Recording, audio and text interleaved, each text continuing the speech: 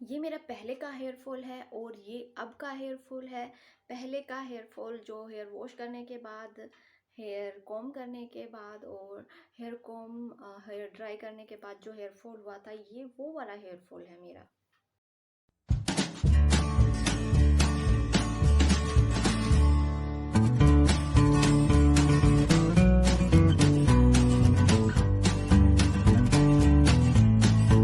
Hello everyone, आप सभी का अपने इस यूट्यूब चैनल में एक बार फिर से हार्दिक स्वागत है। उम्मीद करती हूँ आप सब बहुत अच्छे होंगे, स्वस्थ होंगे और स्ट्रेस फ्री होंगे, अपनी लाइफ को बहुत अच्छे से एंजॉय कर रहे होंगे। एक बार फिर से मैं आपके लिए एक इन्फॉर्मेटिव वीडियो के साथ हाजिर हूँ। अगर आप मेरी वीडियो को पहली बार देख रहे हैं या फिर आप मेरी चैनल पर नए हैं तो मेरी चैनल को सब्सक्राइब कीजिए, वीडियो को लाइक कीजिए, बेल आइकन को प्रेस करना ना भूलें, ताकि मैं जो भी नई नई वीडियो आपके लिए लेके आ रही हूँ सबसे पहले नोटिफिकेशन आपको मिले। मैं अलग अलग तरह के जो रेमेडीज़ हैं हेयर से रिलेटेड वो आपके लिए लेके आती रहती हूँ टाइम टू टाइम और आती रहती हूँ। अगर आपको हेयर से रिलेटेड किसी भी प्रॉब्लम को फेस कर रहे हैं तो आप मेरे चैनल को सब्सक्राइब कर सकते हैं। वीडियो के से आपको बहुत ज़्यादा हेल्प मिलने वाली है। मैं आपके लिए बहुत अलग अलग तरह की रेमेडीज़ लेके आती रहती हूँ, हेयर फॉल से रिलेटेड, जो भी हेयर ग्रोथ से रिलेटेड है, आपका जो डैंड्रफ से रिलेटेड है। लेकिन इन रेमेडी को अप्लाई करने से लेकर के और यूज़ करने तक, इन रेमेडी को यूज़ करने के बाद भी मेरा हेयर फॉल बहुत ज़्यादा हो रहा था और इतना ज़्यादा हेयर फॉल हो रहा था कि मेरे को उस हेयर फॉल ने आधा गंजा बना दिया। तो मैं बहुत ही ज़्यादा परेशान हो गई थी इस हेयर फॉल से। एक तो हेयर फॉल हो रहा था, ऊपर से हेयर फॉल की वजह से मेरा स्ट्रेस दिन ब दिन बढ़ता जा रहा था। तो मैंने डॉक्टर से रिकमेंड किया, तो डॉक्टर ने मेरे कुछ टेस्ट किए। टेस्ट करने के बाद मतलब मुझे हल्का सा ब्लड में इन्फेक्शन था। ब्लड इन्फेक्शन होने की वजह से, या फिर मेरे को इतनी ज़्यादा कोई प्रॉब्लम नहीं थी, एक तो स्ट्रेस की वजह से हो रहा था और एक है मेरा ब्लड जो है उसमें इन्फेक्शन था। तो डॉक्टर ने कुछ कुछ दवाइयाँ मेरी शुरू की। तो मैं आपको जो मेरा हेयर फॉल हो रहा था वो दिखा रही हूँ। तो ये था मेरा जो हेयर फॉल है, वो वन टाइम का हेयर फॉल है ये।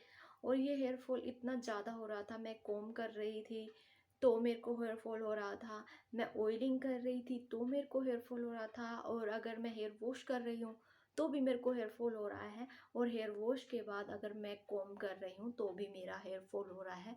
तो ये देखो, ये मेरा है वन टाइम का हेयर फॉल। इस हेयर फॉल ने मुझे आधा गंजा बना दिया। मेरे जो बालों की हालत है वो इतनी ज़्यादा ख़राब हो गई है।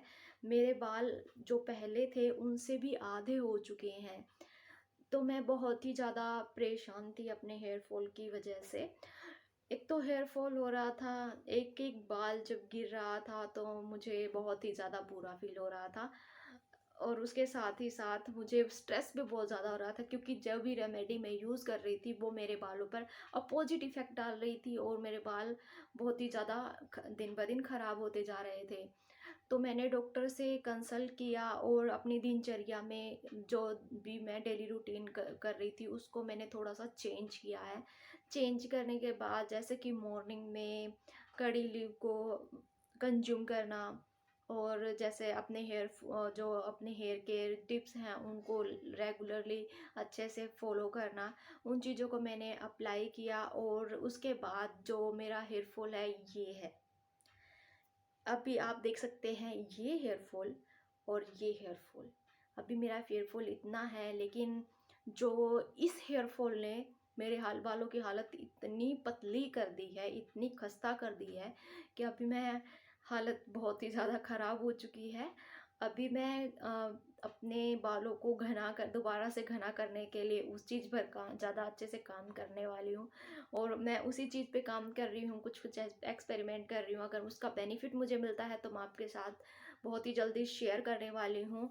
तो अगर भी आपका भी बहुत ज़्यादा सीवियर हेयर फॉल हो रहा है तो रेमेडी अप्लाई करने की वजह, मतलब आप रेमेडीज़ पे ना टिके रहें, आप डॉक्टर से कंसल्ट एक बार ज़रूर करें। क्या पता आपको कोई बीमारी हो उसकी वजह से आपका हेयर फॉल हो रहा है, या फिर मैंने जहाँ तक देखा है कि स्ट्रेस जो होता है वो मेजर ज़्यादातर लोगों का स्ट्रेस जो है मेन रीज़न होता है हेयर फॉल का, क्योंकि एक तो हमारा हेयर फॉल हो रहा होता है, उसके बाद हम स्ट्रेस लेते हैं, स्ट्रेस और एक जो हमारा जो डेली रूटीन है वो दिनचर्या हमारी ख़राब रहती है उसकी वजह से भी, और खान पान की वजह से भी हमारा हेयर फॉल होता है। और जहाँ तक मेजर रीज़न होता है लोगों का, स्ट्रेस जो होता है मेजर रीज़न होता है, तो आप जितना स्ट्रेस कम करेंगे आपका हेयर फॉल उतना कम होगा। आप उस चीज़ पे काम करें, अपने ऊपर काम करें, ताकि आपका हेयर फॉल कम हो और आपके हेयर स्वस्थ रहें और आप स्वस्थ रहें। अगर आप डॉक्टर से कंसल्ट कर रहे हैं तो आपको पता चलेगा कि आपको क्या बीमारी है और आपको उसके लिए क्या क्या दवाइयाँ चाहिए, क्या क्या रेमेडी चाहिए। तो आप ओनली ऑन रेमेडी पर डिपेंड ना रह करके डॉक्टर से एक बार कंसल्ट ज़रूर करें। मैं आपको यही सलाह दूंगी कि आप एक बार डॉक्टर से कंसल्ट करें, आपको क्या दिक्कत है वो आपको कुछ टेस्ट करेगा। और उसके बाद अगर आपको हेयर फॉल हो भी रहा है तो आपको एक चीज़ बता रही हूँ मैं, जैसे कि आप सुबह मॉर्निंग में कड़ी पत्ता खाली स्टमक एक बार आपको खड़ी कड़ी पत्ता जो लीव है उसको ले लेना है और उसको कंज्यूम करना है डेली सुबह। आप लगातार, अगर शुरू शुरू में आपको वियर लगेगा, लेकिन अगर आप लगातार इसको यूज़ करोगे 15 दिन तक, 15 या 30 दिन तक आप इसको यूज़ करोगे तो आप खुद ब खुद इफ़ेक्ट देखोगे कि आपके हेयर फॉल कंट्रोल हो रहा है और आपके जो हेयर रीग्रो है उसमें हेल्प मिल रही है। तो कई बार क्या होता है कि लोगों को डैंड्रफ की वजह से भी हेयर फॉल होता है, तो अगर आपको डैंड्रफ है तो आप उसके ऊपर काम कीजिए। और अगर आपको किसी हेल्थ से रिलेटेड प्रॉब्लम है तो आपको हेल्थ से रिलेटेड प्रॉब्लम को ध्यान में रखते हुए वैसे ही आपको रेमेडीज़ अप्लाई करनी है, वैसे ही आपको उस पर काम, अपने हेल्थ पे और अपने हेयर पर काम करना है। तो अभी मेरे बालों की हालत तो बहुत हो चुकी है, बहुत ही खस्ता। तो उसके लिए मैं कुछ कुछ रेमेडीज़ अप्लाई कर रही हूँ, डॉक्टर से कंसल्ट कर रही हूँ और अपने हेयर को दोबारा से घना करने के लिए काम कर रही हूँ। कोई भी अपने हेयर में इंग्रेडिएंट यूज़ करते हैं, अपने हेयर फॉल से रिलेटेड या आप जो भी मतलब चीज़ें यूज़ करते हैं, तो आप जो मेथी होता है ना, वो आपके मेथी दाना जो येलो कलर का सूखा सूखा दाना होता है वो आपके हेयर के लिए बहुत ही ज़्यादा अच्छा माना जाता है, आप उसका यूज़ कर सकते हैं। और एक जो दही होती है वो अपने हेयर, आपके हेयर में नेचुरल ब्लीच का काम करती है। और अगर आपकी हेयर फॉल ही बहुत ज़्यादा है तो आप सबसे पहले अपने डॉक्टर से जाके मिलिए। वो आपको मतलब अगर आपके शरीर में किसी चीज़ की कमी है वो कुछ टेस्ट करेंगे, अगर आप में के शरीर में किसी चीज़ की कमी है तो वो उनके लिए आपको कुछ मेडिसिन रिकमेंड करेंगे। जैसे मुझे जो मेडिसिन दी गई थी वो एक जिंक की थी और कुछ प्रोटीन की कुछ प्रोटीन के मेडिसिन थे और कुछ जिंक के, और मतलब थोड़ी बहुत ऐसे जो शरीर में थोड़ी बहुत कमी हो जाती है। और एक ब्लड में अगर कोई भी प्रॉब्लम है उसके लिए उन्होंने मुझे कुछ मेडिसिन दी थी। 15 से 20 दिन मैंने वो मेडिसिन लगातार की है। उसके बाद क्या हुआ कि मेरा हेयर फॉल तो ख़त्म हो गया है, मतलब मुझे हेयर फॉल तो नहीं हो रहा है पहले के जितना। अभी मेरा हेयर फॉल जो है वो बहुत ही ज़्यादा, अभी मेरा जो हेयर फॉल है वो बहुत ही ज़्यादा नॉर्मल है। ये हेयर फॉल हो रहा है, अगर आपका भी ये हेयर फॉल हो रहा है तो आपको स्ट्रेस लेने की कोई प्रॉब्लम नहीं है, ये इसमें कोई प्रॉब्लम नहीं है। ये जो है ये बहुत ही नॉर्मल हेयर फॉल है। वैसे भी आपके जब हेयर की जो लाइफ है वो ख़त्म हो जाती है तो एक तो बाल झड़ना वो नॉर्मल है, क्योंकि जब हेयर की किसी हेयर की जो लाइफ ख़त्म हो जाती है तो वो हेयर गिर जाता है। उसकी जगह पे अगर आपका नया हेयर आ रहा है तो उस जैसे ही हेयर गिरा, इसकी लाइफ ख़त्म हो गई, गिरा और उसकी जगह पे नया बाल आएगा, बेबी हेयर ग्रो होंगे, तो वो आपके लिए ठीक है। वो उसमें कोई घबराने की बात नहीं है, उसमें आपको कोई टेंशन लेने की बात नहीं है। और अगर आपका हेयर फॉल हो रहा है ये, इसके गिरने के बाद आपको कोई भी बेबी हेयर ग्रो नहीं हो रहे हैं और आपको लग रहा है कि आप गंजे हो रहे हैं और टकले हो रहे हैं और कुछ दिन के बाद आप टकले हो जाएंगे ऐसे हेयर के साथ, तो आपको डॉक्टर से कंसल्ट ज़रूर करना चाहिए। एक बार आपको डॉक्टर के पास ज़रूर जाना चाहिए ताकि आपको अपनी बीमारी का जो है वो सॉल्यूशन मिल जाए, आपको हेयर फॉल का सॉल्यूशन मिल जाए और आप स्ट्रेस में कम रहें। जैसे कि मैंने आपको बताया कि आपको एक बार डॉक्टर से कंसल्ट करना चाहिए।